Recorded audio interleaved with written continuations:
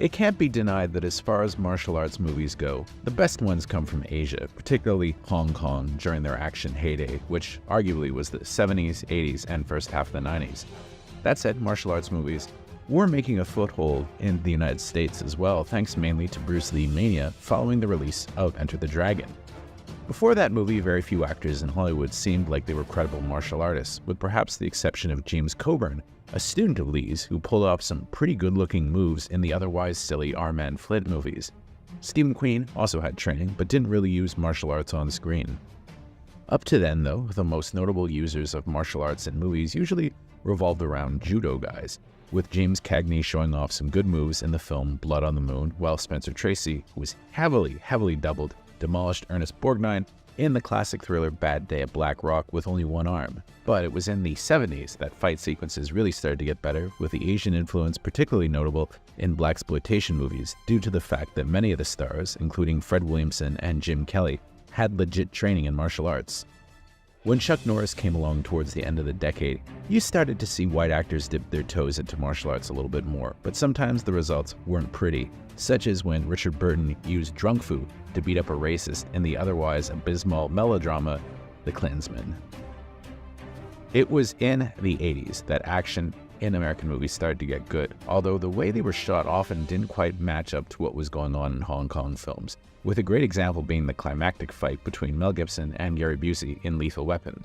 Both actors had been extensively trained in a variation called Jailhouse Rock, which was popular in prisons, but there was too much rain and close cutting to really showcase the moves.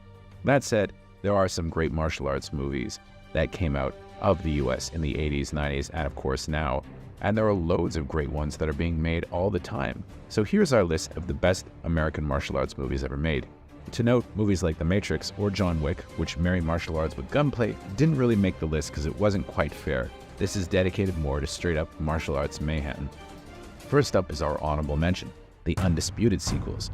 So if you know action, us mentioning these sequels probably established us as somewhat legit, as director Isaac Florentine and his two leading men, the great Michael J. White and Scott Adkins, brought something new and fresh to the DTV world.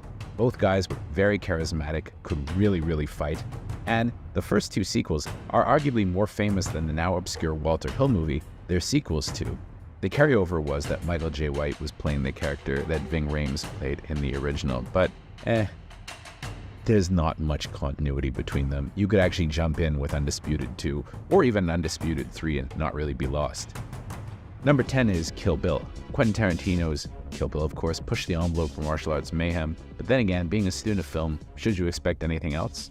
Tarantino had Yen Wu Ping as a choreographer, plus the street fighter himself, Sonny Chiba, along with the very proficient David Carradine, but he really only got to show off his moves in a now deleted sequence opposite Michael J. White.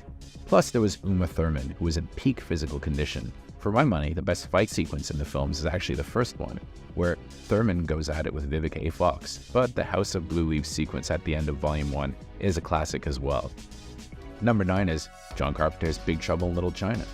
At the time, the movie was a giant box office flop, but years later, people finally caught on to what it was and started digging the fact that John Carpenter was making a beautiful Hong Kong-style action fantasy movie in the vein of Mr. Vampire or Zoo Warriors.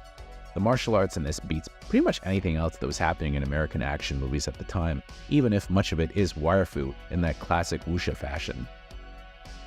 Number 8 is Above the Law.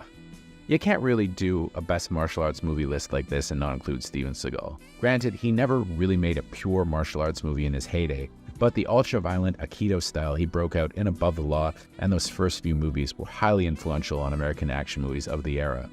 At his best, Seagal was excellent, but it could be argued that the lean and mean Seagal was only ever really present in those first 5 movies, with everything after Under Siege kinda downhill, which is too bad. Number 7 is Revenge of the Ninja. Canon Pictures did more to bring ninjas into the mainstream than just about any other movie studio. While their first ninja movie, Enter the Ninja, is a bit of a joke, the sequel, Revenge of the Ninja, which elevated the first movie's bad guy Shoguzugi to hero status, is really slick. The director, Sam Furstenberg, also did a great job with the first 2 American ninja movies, thanks to the untrained Michael Dudikoff being a gifted mimic and athlete who likely could have been a JCVD level star had Canon put more money into his movies. I should also shout out briefly, if we're talking about the American Ninja movies, Steve James, who played his co-star. Steve James was this amazing martial artist who was handsome, charismatic, but never really got to play a lead because sadly, he died very young in the early 90s. Number 6 is Best of the Best. While the notion of casting James Earl Jones as the coach of a national martial arts team is almost as silly as the fact that the overweight Chris Penn plays one of their best fighters, Best of the Best is still one of the most legit martial arts films of the era, at least as far as the US went. It mixes the sports genre with martial arts and gets the attitude of competition better than a lot of other films this ilk, with it emphasizing sportsmanship and the surprising bond you establish with your opponent no matter who wins in the end. Philip Rhee is terrific in this thanks to the fact that his skills are legit, but Eric Roberts, despite no training, also acquits himself quite well thanks to the fact that he took the choreography very seriously and got himself into peak physical shape for the role. Number 5, a classic, The Last Dragon.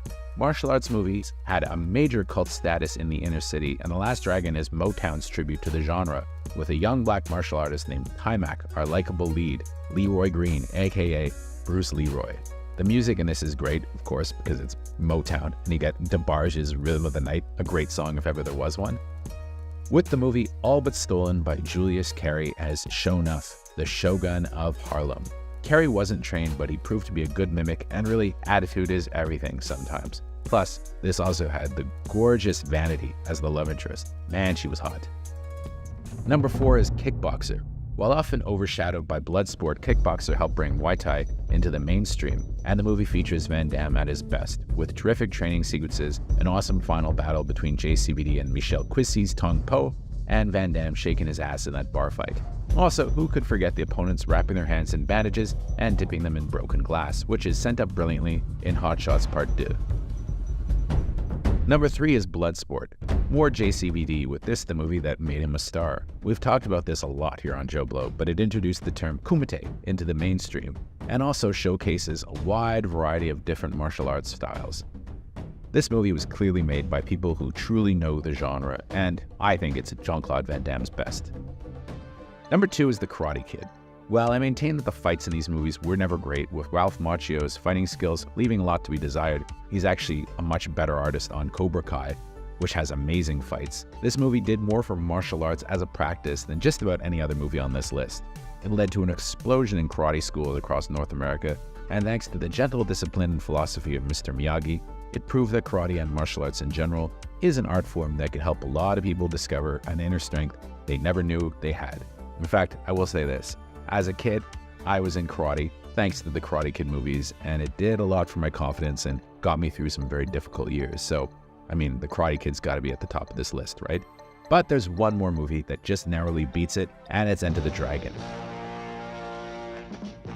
Bruce Lee's one and only American movie. It came out posthumously and was such a cultural phenomenon that it led to a kung fu craze that was so big, within a year you had Roger Moore's James Bond and kung fu fighting his way through the Man with the Golden Gun. Lee's so damn good in this, but John Saxon also quits himself well in the fight scenes, and Jim Kelly, in some ways, is almost as iconic as Bruce with that massive afro. He's great in this, and actually, if you like Jim Kelly, you should definitely check out Black Belt Jones, which has an amazing opening sequence, even if the rest of the movie is not all that great. So, that's our list of the best American martial arts movies. Thanks so much to EJ Tangonan, who also edited this video, for helping come up with this list. He's a guy who really knows martial arts movies, probably a lot better than I do, so wouldn't have been able to do it without him. And make sure to let us know in the comments what you think are the best American martial arts movies.